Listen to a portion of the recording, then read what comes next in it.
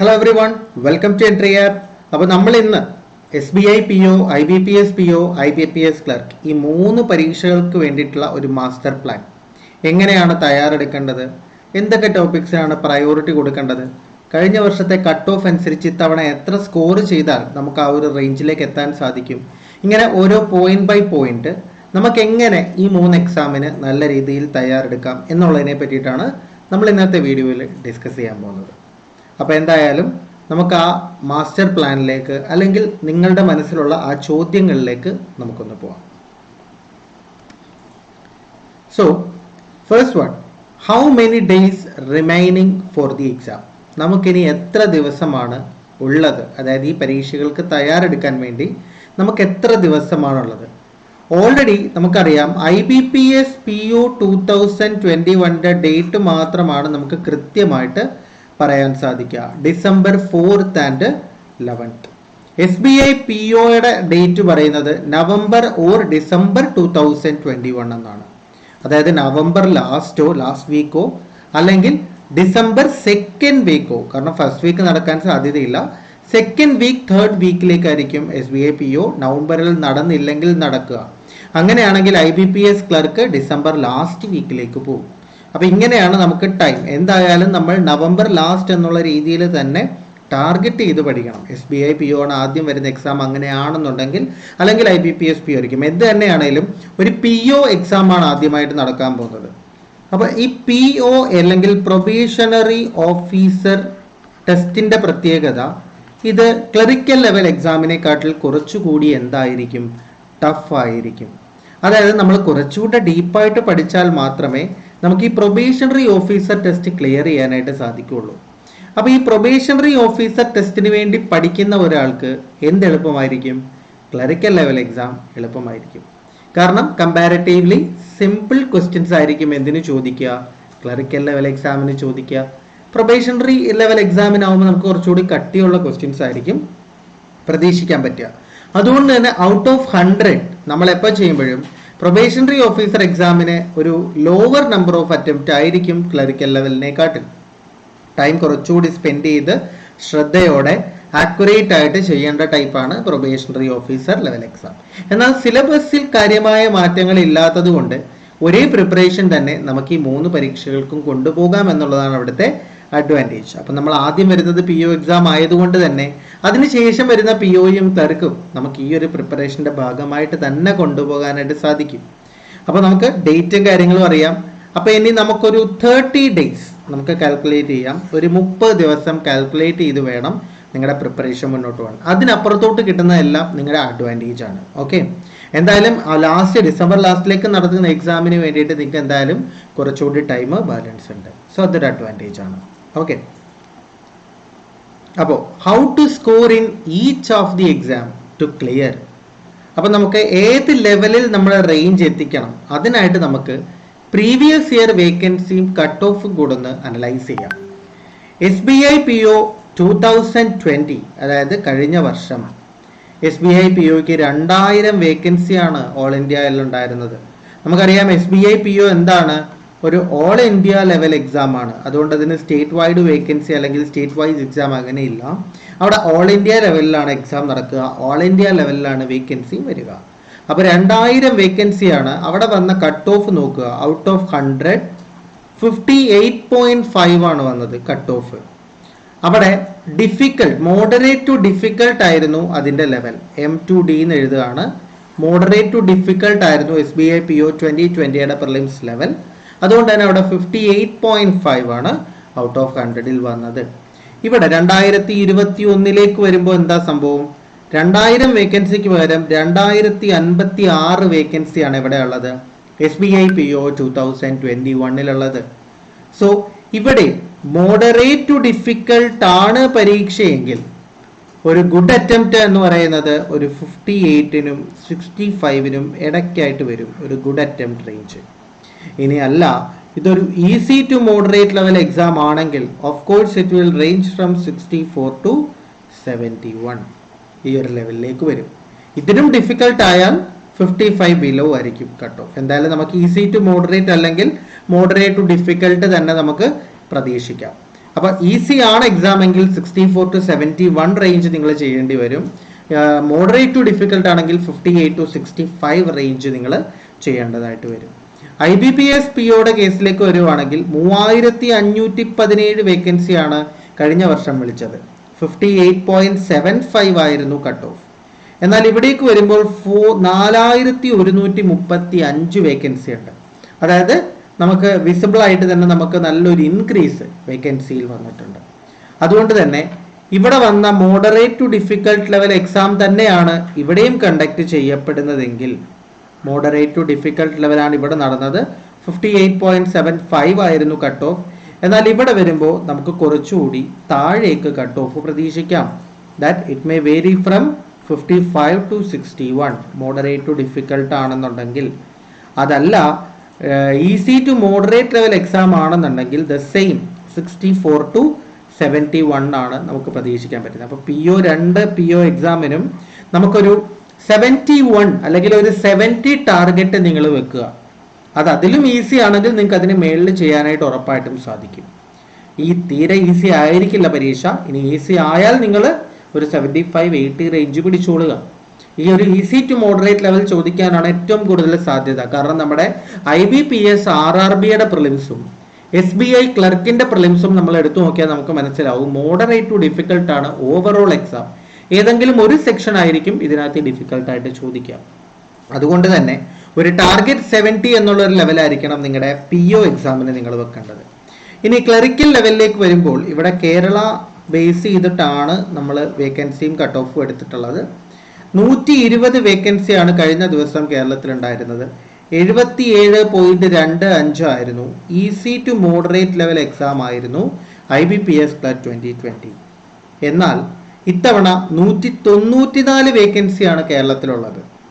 എന്നാൽ ഇവിടെയും ഈ പറഞ്ഞ കൂട്ട് തന്നെ easy to moderate level exam ആണ് ചോദിക്കാൻ സാധ്യത.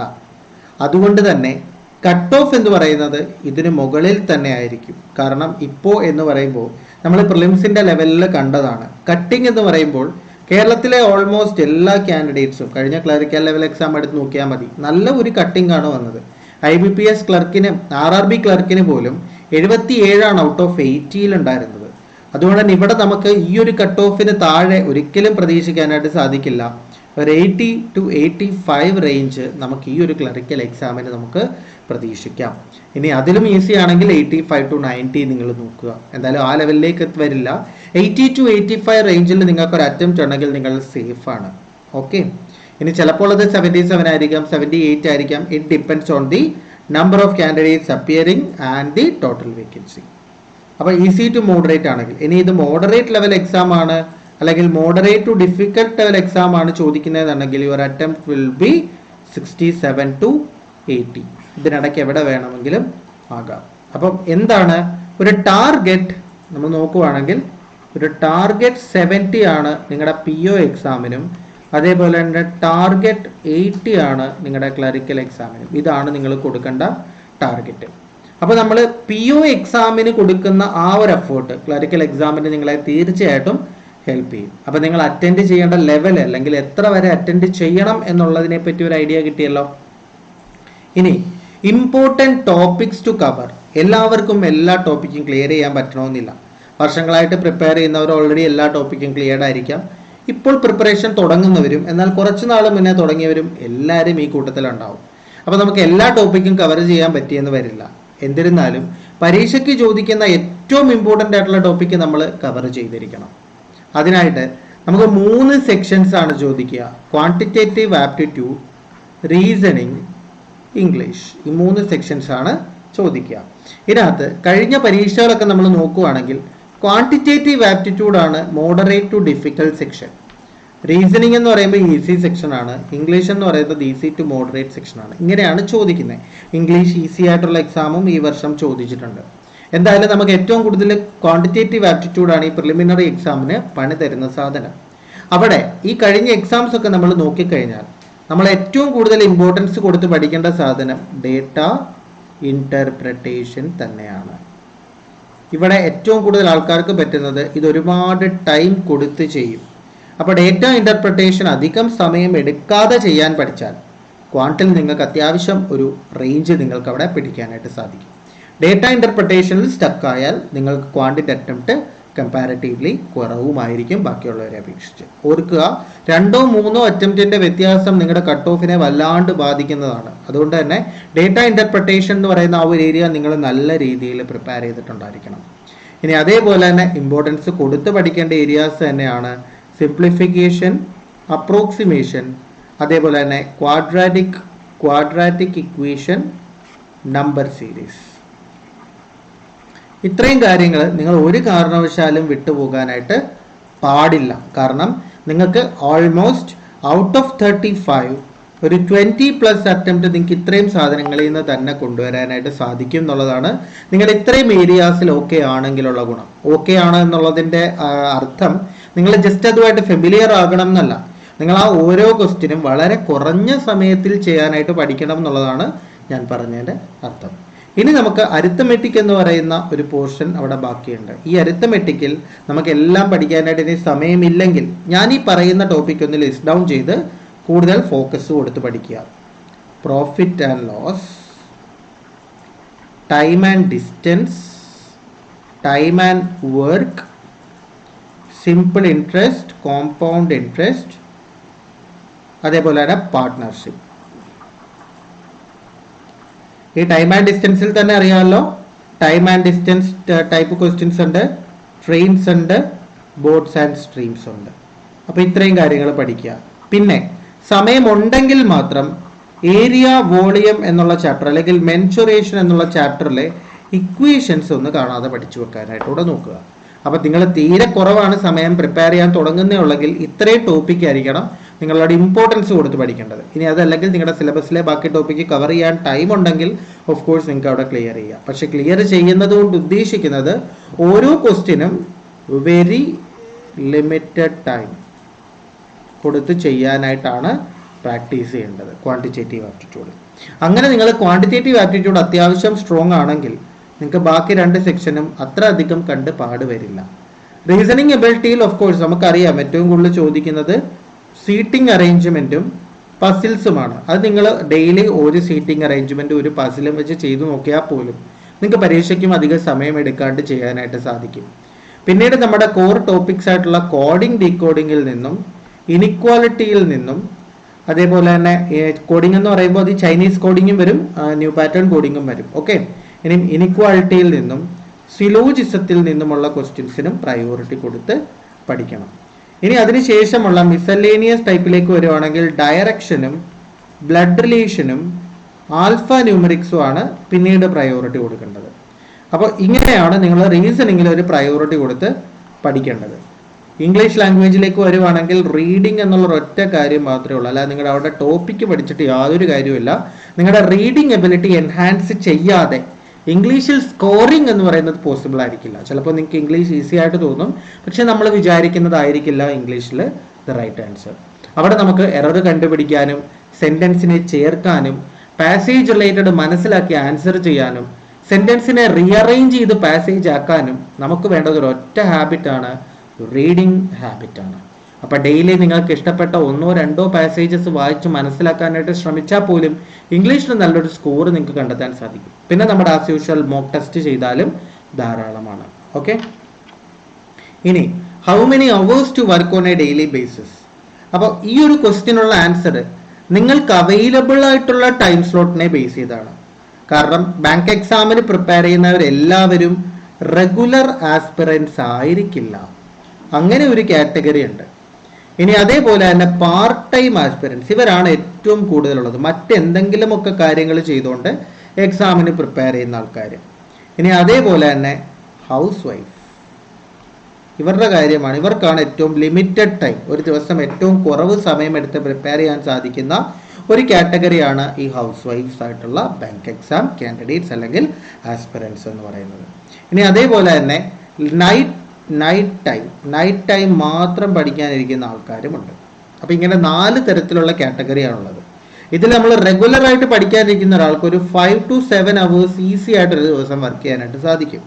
എന്നാൽ പാർട്ട് ടൈമിൽ ഇരിക്കുന്ന ആളോട് ഇത്രയും വർക്ക് ചെയ്യാൻ പറഞ്ഞു കഴിഞ്ഞാൽ അതൊക്കെ നടക്കുന്ന കാര്യമായിരിക്കില്ല. അതുകൊണ്ട് ഒരു 3 to 5 hours വർക്ക് ചെയ്യാനായിട്ട് നോക്കുക. ഈ 3 to 5 അവേഴ്സിൽ ചെയ്യേണ്ട കാര്യം എന്താണെന്ന് വെച്ച് കഴിഞ്ഞാൽ ഇവരെ ഒരു സിംപ്ലിഫിക്കേഷൻ ഇവർ ചെയ്യുന്നത് എന്തായാലും ഡെയിലി ഒരു 20 സിംപ്ലിഫിക്കേഷൻ വെച്ച് ചെയ്യുന്ന ആൾക്കാരാണ് റെഗുലർ ആസ്പിറൻസ്. നിങ്ങൾ ആ കേസിൽ നിങ്ങളത് ഡബിൾ ആക്കണം. ഓക്കെ, സിംപ്ലിഫിക്കേഷൻ ഓപ്പറേഷൻസ് നിങ്ങൾ കൂടുതൽ ചെയ്യണം ബാക്കിയുള്ളവരെ അപേക്ഷിച്ച്. അപ്പോൾ ഹൗസ് വൈഫായിട്ടുള്ളവർ നിങ്ങൾ ശ്രദ്ധിക്കേണ്ട ഏരിയാസിൽ തന്നെ മാറ്റമുണ്ട്. കാരണം നിങ്ങൾക്കൊരു 2 to 4 അവേഴ്സ് ആയിരിക്കും നിങ്ങൾക്ക് മാക്സിമം പ്രിപ്പയർ ചെയ്യാനായിട്ട് കിട്ടുക. ചിലപ്പോൾ 2 അവേഴ്സ് ആയിരിക്കും, എക്സാക്ട് 2 അവേഴ്സ് പ്രിപ്പയർ ചെയ്യുന്ന ആൾക്കാരും ഉണ്ട്. ഈ നൈറ്റ് ടൈം വർക്കേഴ്സും ഈ പറഞ്ഞോട്ടൊരു 2 to 4 അവേഴ്സ് ആണ് പഠിക്കാനുള്ളത്. അതുകൊണ്ട് തന്നെ നിങ്ങൾ പ്രിപ്പയർ ചെയ്യേണ്ട ഏരിയാസിൽ പോലും വ്യത്യാസമുണ്ട്. അത് ഞാൻ പറയാം. എന്തായാലും ഈ പാർട്ട് ടൈം വർക്കേഴ്സ് ഇവർ പഠിക്കുന്ന അത്രയും നിങ്ങൾക്ക് പഠിക്കാനായിട്ട് സാധിക്കില്ല എന്നുള്ളത് മനസ്സിൽ വെച്ചോളുക.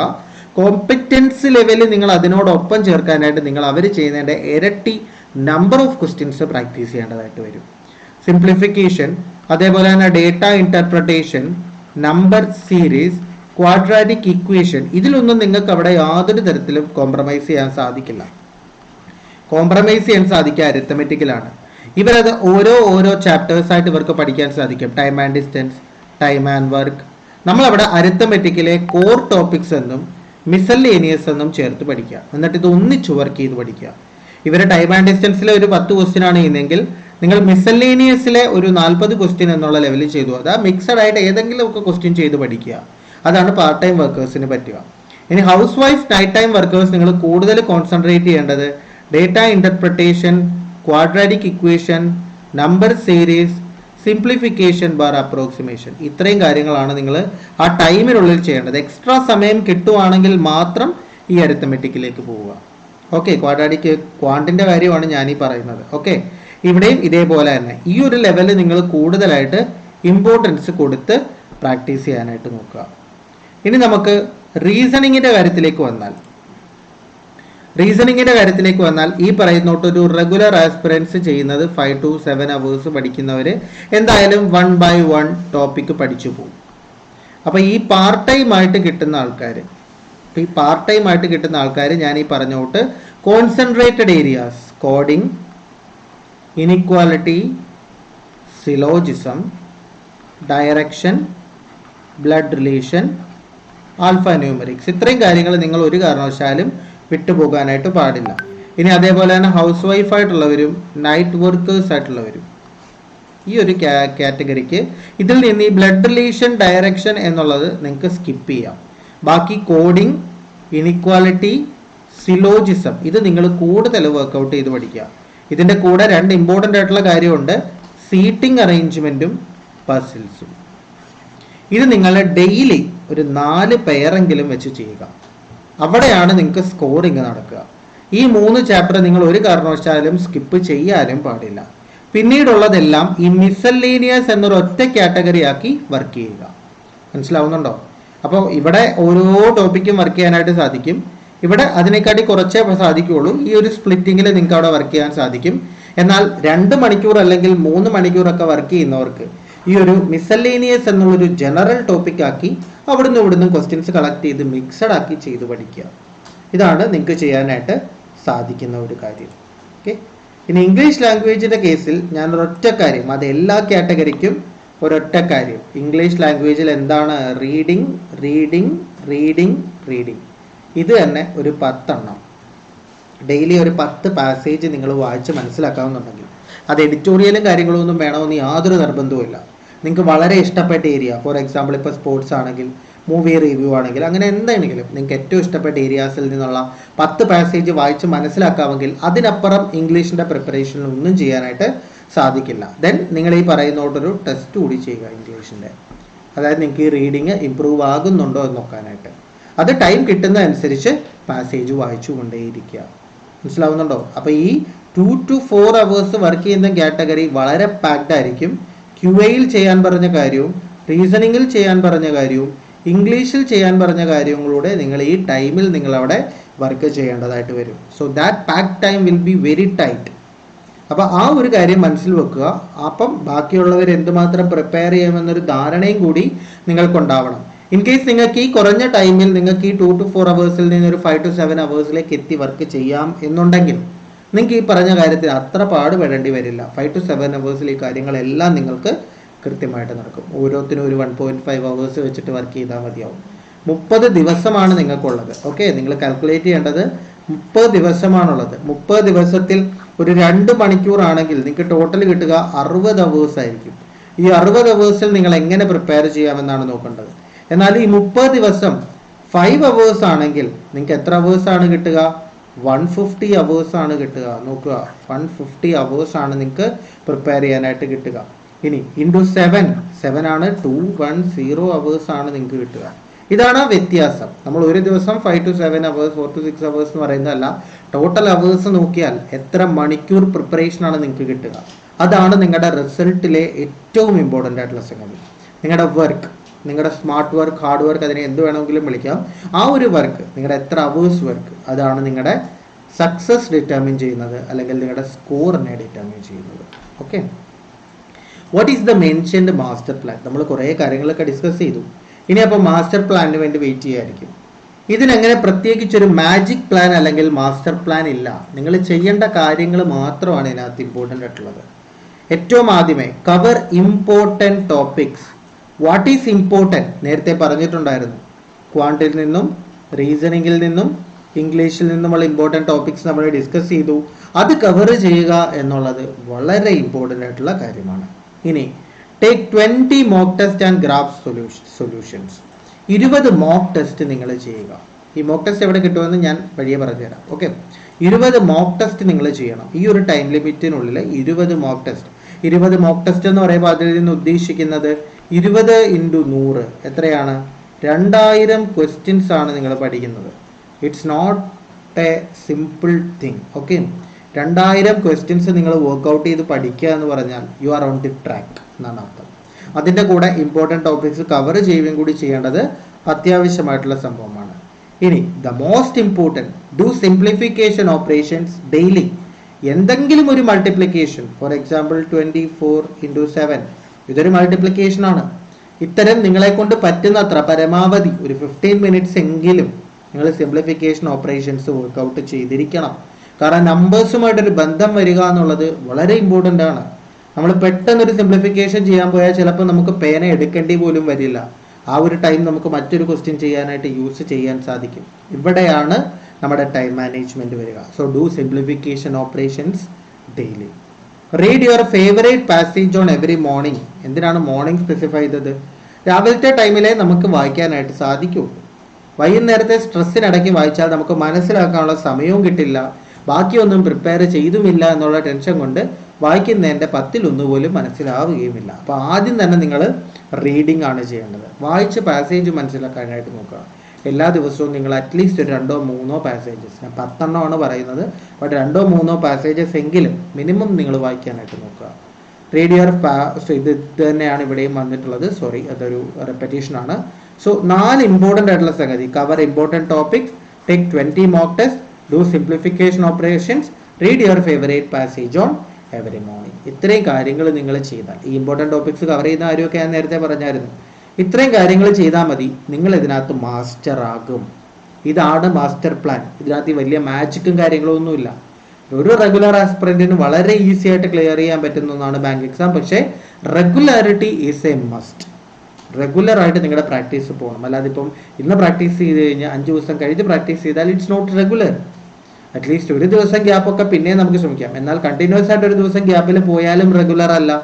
5 ദിവസം ചെയ്തു, 6ാമത്തെ ദിവസം ചെയ്യാൻ സാധിച്ചില്ല, 7, 8, 9 ഒക്കെ 10 ചെയ്തു, അത് റെഗുലർ ആണ്. ബട്ട് 1 ചെയ്തു, 2 ചെയ്തില്ല, 3 ചെയ്തു, 4 ചെയ്തില്ല, ഇറ്റ്സ് നോട്ട് റെഗുലർ. അപ്പോൾ ഒരു ദിവസമൊക്കെ വല്ലപ്പോഴും എക്സെപ്ഷൻസ് കൊടുക്കാമെന്നല്ലാതെ ബി എ റെഗുലർ ആസ്പിറന്റ്. അപ്പോൾ നിങ്ങൾക്ക് ഇത് വലിയ ഒരു കീറാമുട്ടിയായിട്ട് തോന്നില്ല. ഓക്കെ, ഇനി what are the courses available? നിങ്ങൾക്ക് എങ്ങനെ പഠിക്കാം എന്നുള്ളത്, നിങ്ങളുടെ കയ്യിൽ റിസോഴ്സസ് ഉണ്ടെങ്കിൽ നിങ്ങൾക്ക് അത് വെച്ച് പഠിക്കാം, അല്ലെങ്കിൽ എൻട്രി ആപ്പിലൂടെ നിങ്ങൾക്ക് പഠിക്കാനായിട്ട് സാധിക്കും. അതിനുള്ള 3 കോഴ്സുകളാണ് IBPS PO QP capsule, IBPS TER QP capsule, SBI PO QP capsule. എന്താണ് ഈ QP ക്യാപ്സ്യൂൾ? ക്വസ്റ്റ്യൻ പേപ്പർ, അതാണ് QP. അതായത് 2016 മുതൽ 2020 വരെയുള്ള ക്വസ്റ്റ്യൻസിൻ്റെ ഡിസ്കഷനാണ് ഈ 3 കോഴ്സിൽ നമ്മൾ ഉൾക്കൊള്ളിച്ചിരിക്കുന്നത്. അപ്പോൾ ആ ഒരു എക്സാമിന് ചോദിക്കുന്ന അതേ ലെവൽ ഓഫ് ക്വസ്റ്റ്യൻസ് എങ്ങനെ ചെയ്യണം എന്നുള്ളതിൻ്റെ സ്പീഡ് ട്രിക്സും ഷോർട്ട് കട്ടും ഉൾപ്പെടെ നിങ്ങൾക്ക് ആ ഒരു കോഴ്സിൽ നിങ്ങൾക്ക് പഠിക്കാനായിട്ട് സാധിക്കും. ഇനി നിങ്ങൾക്ക് ടോപ്പിക് വൈസ് ചെയ്യുമ്പോൾ എന്തെങ്കിലും ഡൗട്ടും കാര്യങ്ങളും ഉണ്ടെങ്കിൽ പ്രീമിയം കോഴ്സായിട്ടുള്ള ലക്ഷ്യ ബാങ്കിങ് 101 പരീക്ഷാ ചുവടുകൾ എന്നുള്ള കോഴ്സും എൻട്രി ആപ്പിൽ ലഭ്യമാണ്. ഫോർ എക്സാമ്പിൾ ഇപ്പോൾ പ്രോഫിറ്റ് ആൻഡ് ലോസ് പഠിക്കുന്നു, അതിൻ്റെ ഒരു ക്വസ്റ്റ്യൻ കണ്ടു, പക്ഷേ അതിൻ്റെ കോൺസെപ്റ്റ് അങ്ങോട്ട് മനസ്സിലായില്ല. നിങ്ങൾക്ക് നേരെ ലക്ഷ്യ ബാങ്കിങ് 101 പരീക്ഷാ ചുവടുകൾ കോഴ്സിൽ പോയി പ്രോഫിറ്റ് ആൻഡ് ലോസ് കണ്ടാൽ മതി. അവിടെ ചിലപ്പോൾ 1, 2, 3, 4 വീഡിയോസ് ആ ഒരു ടോപ്പിക്കിനെ ബേസ് ചെയ്ത് കാണും. അപ്പോൾ നിങ്ങൾക്ക് വേണ്ട ടോപ്പിക്ക് മാത്രം സെലക്ട് ചെയ്ത് കാണാനുള്ള ഒരു ഓപ്ഷനും ഈ ലക്ഷ്യ ബാങ്കിങ്ങിലുണ്ട്. അപ്പം അതാണ് ഞാൻ പറഞ്ഞത്, വീഡിയോ കോഴ്സസ് ഇത്രയും കാര്യങ്ങൾ നിങ്ങൾക്ക് എൻട്രിയിൽ അവൈലബിൾ ആണ്. ഇനി നിങ്ങൾക്കൊരു പേഴ്സണൽ മെന്ററിന്റെ സഹായത്തോടെ പഠിക്കണമെങ്കിൽ it is the best option Entri gold banking. എന്താണ് ഗോൾഡ്? ഗോൾഡ് എന്ന് പറയുമ്പോൾ നമുക്ക് വെറും വാക്കിൽ ഒതുങ്ങുന്ന കാര്യമല്ല ഗോൾഡ്. ഒരു personal mentor for your doubts. നിങ്ങളുടെ ഡൗട്ട് ക്ലിയർ ചെയ്യാൻ ഒരു പേഴ്സണൽ മെന്റർ ഉണ്ടാവും. Well designed curriculum and syllabus, കൃത്യമായ കരിക്കുലവും സിലബസുമാണ് ഫോളോ ചെയ്യുന്നത്. Day wise schedule for test, ഓരോ ടെസ്റ്റിനും കൃത്യമായ ഷെഡ്യൂളുകളുണ്ട്. എപ്പോൾ ചെയ്യണം, ഏത് ടെസ്റ്റ് ചെയ്യണം, എങ്ങനെ ചെയ്യണം, എത്ര തവണ ചെയ്യണം, ഇതെല്ലാം കൃത്യമായിട്ട് ഷെഡ്യൂൾ ചെയ്യപ്പെട്ടിരിക്കുന്നതാണ് ഗോൾഡിൽ. Workout exercise at regular interval, നിങ്ങൾ ഓരോ ടോപ്പിക്ക് കഴിയുമ്പോഴും റെഗുലർ ഇന്റർവെല്ലിൽ നിങ്ങൾക്ക് അതിന്റെ വർക്കൗട്ട് എക്സസൈസുകൾ ചെയ്യാനുള്ളൊരു ഓപ്ഷൻ ഉണ്ട്. റിയൽ ടൈം ഡൗട്ട് ക്ലിയറൻസ്, നിങ്ങൾക്ക് ഏത് സമയമാണോ പഠിക്കുന്നത് ആ സമയത്ത് ഡൗട്ട് ചോദിക്കാനുള്ള ഒരു അവസരം നിങ്ങൾക്ക് ഈ പേഴ്സണൽ മെന്റർ ഗൈഡൻസിൽ ഉൾപ്പെടുന്ന ഒരു സംഭവമാണ്. Interactive session with faculties, live സെഷനും അതോടൊപ്പം തന്നെ നിങ്ങളുടെ ഡൗട്ട് ക്ലിയറിംഗ് സെഷനും ഡയറക്റ്റ് ഫാക്കൽറ്റീസിനോട് ചോദിച്ച് മനസ്സിലാക്കാനുള്ള അവസരം എൻട്രി ഗോൾഡിലുണ്ട്. എക്സാം സ്പെഷ്യൽ ഡെയിലി ലൈവ്, എക്സാമിനോട് അടുക്കുമ്പോൾ ഉള്ള ഒരു കൃത്യമായ ഡെയിലി ലൈവ് സെഷൻ കോഴ്സ്. അതിനെ നമുക്ക് 30 ദിവസം, 15 ദിവസം, 20 ദിവസം എങ്ങനെ വേണമെങ്കിലും വിളിക്കാം. ആ ഒരു ഡെയിലി എക്സാം സ്പെഷ്യൽ ലൈവ് നിങ്ങൾക്കുണ്ടായിരിക്കും. സ്കോർ അനാലിസിസ് ആൻഡ് മെത്തഡോളജീസ്, നിങ്ങൾക്ക് ഓരോ എക്സാം കഴിയുമ്പോഴും അതിന്റെ സ്കോർ മോണിറ്റർ ചെയ്ത് എവിടെയാണ് ഇംപ്രൂവ് ചെയ്യേണ്ടത് എന്നുള്ള കൃത്യമായ മെത്തഡോളജീസും സ്ട്രാറ്റജീസും നിങ്ങൾക്ക് മെന്റർ പ്രൊവൈഡ് ചെയ്യുന്നുണ്ടായിരിക്കും. പ്രിലിംസിനും മെയിൻസിനുമുള്ള ഗൈഡൻസ്, ബാങ്കിങ് അവയർനെസ്സിന് വേണ്ടി special session, weekly current affair quiz and revision, editorial analysis and language skills, timely analysis for each member. So it's A gold. ശരിക്കും ഇതിനെ നമുക്ക് എന്ത് വിളിക്കാം? ഒരു ഗോൾഡ് പാക്കേജ് എന്ന് തന്നെ വിളിക്കാം. 6 മാസത്തേക്ക് 7,999 രൂപയും 1 ഇയറിലേക്ക് 9,999 രൂപയ്ക്കും നിങ്ങൾക്ക് പർച്ചേസ് ചെയ്യാവുന്നതാണ്. വളരെ കൃത്യമായ പ്രിപ്പറേഷൻ ആഗ്രഹിക്കുന്നവർക്ക്, ഇന്റൻസീവ് പ്രിപ്പറേഷൻ ആഗ്രഹിക്കുന്നവർ മാത്രം ഗോൾഡിൽ ജോയിൻ ചെയ്യുക. ഗോൾഡിൽ ജോയിൻ ചെയ്തിട്ട് നിങ്ങൾ കുഴപ്പാനുള്ള ഒരു അവസരം നിങ്ങൾക്ക് അവിടെ കിട്ടില്ല. അവിടെ കൃത്യമായ പ്രിപ്പറേഷൻ, കൃത്യമായ ടൈറ്റ് ഷെഡ്യൂളിലായിരിക്കും നിങ്ങളുടെ പ്രിപ്പറേഷൻ പോകുന്നത്. 6 മാസത്തിനും 1 ഇയറിനും ഇടയ്ക്ക് നിങ്ങൾക്ക് ഈ ഒരു റിസൾട്ട് ക്രാക്ക് ചെയ്യാവുന്നതാണ്. ഇനി ഈ ഒരു സ്പെഷ്യൽ ബാച്ചിൽ ജോയിൻ ചെയ്താൽ, ഇപ്പോൾ നടക്കുന്ന ബാച്ചിൽ ജോയിൻ ചെയ്താൽ അതിന് മുന്നേ ഉള്ള പരീക്ഷകൾ പോലും നിങ്ങൾക്ക് ക്ലിയർ ചെയ്യാനായിട്ട് സാധിക്കും. ഇന്റൻസീവ് പ്രിപ്പറേഷൻ ബാച്ച് ഡെയിലി ലൈവോട് കൂടി ഓൾറെഡി സ്റ്റാർട്ടഡ് ആണ്. നിങ്ങൾക്ക് അഡ്മിഷൻ എടുക്കണമെങ്കിൽ തീർച്ചയായിട്ടും താഴെ കാണുന്ന വാട്സാപ്പ് നമ്പറിൽ കമന്റ് ചെയ്യാവുന്നതാണ്. അല്ലെങ്കിൽ നിങ്ങൾക്ക് ഡയറക്റ്റ് എൻട്രി ആപ്പിൽ പോയിട്ട് നിങ്ങൾക്ക് പർച്ചേസ് ചെയ്യാവുന്നതാണ്. ഓക്കെ, ഇനി ഇത്രയും ടെസ്റ്റുകൾ നിങ്ങൾക്ക് ഇവിടെ അവൈലബിൾ ആണ്. IBPS POയ്ക്കും SBI POയ്ക്കും IBPS ക്ലർക്കിനും വേണ്ടിയിട്ട് എത്രയധികം ടെസ്റ്റുകളാണ് നിങ്ങൾക്ക് അവൈലബിൾ ആയിട്ടുള്ളത് എന്ന് നിങ്ങൾ നോക്കുക. പ്രിലിംസ് ഫുൾ ടെസ്റ്റുകളുണ്ട്, റീസണിംഗ് ടെസ്റ്റ്, ക്വാണ്ടിസ്റ്റ്, ഇംഗ്ലീഷ് ടെസ്റ്റ്, സെക്ഷണൽ ടെസ്റ്റുകളുണ്ട്, മെയിൻസിന് വേണ്ടിയുള്ള ടെസ്റ്റ് ഉണ്ട്, മെമ്മറി ബേസ്ഡ് പേപ്പർ ഉണ്ട്, അഡ്വാൻസ്ഡ് ലെവൽ ടെസ്റ്റ് ഉണ്ട്. ഇങ്ങനെ 3 പരീക്ഷകൾക്കും SBI POയ്ക്കും IBPS POയ്ക്കും IBPS ക്ലർക്കിനും ഇത്രയധികം എക്സാംസ് ആണ് നിങ്ങൾക്ക് ഇവിടെ ഉള്ളത്. ഇനി ഇവിടെ ലൈവ് മോക്ക് ടെസ്റ്റുകൾ നടക്കുന്നുണ്ട്. നിങ്ങൾക്ക് നിങ്ങളുടെ കോമ്പറ്റീറ്റേഴ്സുമായിട്ടുള്ള സ്കോർ എത്രയാണെന്ന് അനലൈസ് ചെയ്യാൻ ഈ ലൈവ് മോക്ക് ടെസ്റ്റ് നിങ്ങളെ സഹായിക്കും. നിങ്ങൾ ഏറ്റവും പെട്ടെന്ന് ചെയ്യേണ്ടത് എൻട്രി ആപ്പ് ഡൗൺലോഡ് ചെയ്യുക എന്നുള്ളതാണ്. നേരെ ഗൂഗിൾ പ്ലേ സ്റ്റോറിൽ പോവുക, എൻട്രി ആപ്പ് ഡൗൺലോഡ് ചെയ്യുക, അല്ലെങ്കിൽ വീഡിയോയുടെ ഡിസ്ക്രിപ്ഷനിൽ കൊടുക്കുന്ന ലിങ്കിൽ ക്ലിക്ക് ചെയ്ത് എൻട്രി ആപ്പ് ഡൗൺലോഡ് ചെയ്യുക. Anything is fine. Okay, so is it worth waiting again? നിങ്ങൾ ഇനിയും വെയിറ്റ് ചെയ്യുന്നതുകൊണ്ട് അതിന് യാതൊരു പ്രയോജനവുമില്ല. Lot of candidates couldn't clear the preliminary exam just because of lack of daily practice. ഞാൻ പറഞ്ഞില്ലേ, ഒരു റെഗുലാരിറ്റി എന്ന് പറയുന്നത് നമുക്ക് ഒഴിച്ചുകൂടാനാവാത്തൊരു സംഗതിയാണ്. നിങ്ങൾ ബാങ്കോ SSCയോ റെയിൽവേയോ UPSCയോ ഏതിന് പോയാലും regularity is A must. So B a regular aspirant and clear all the upcoming bank exam. So that's all for now. Thank you. Goodbye.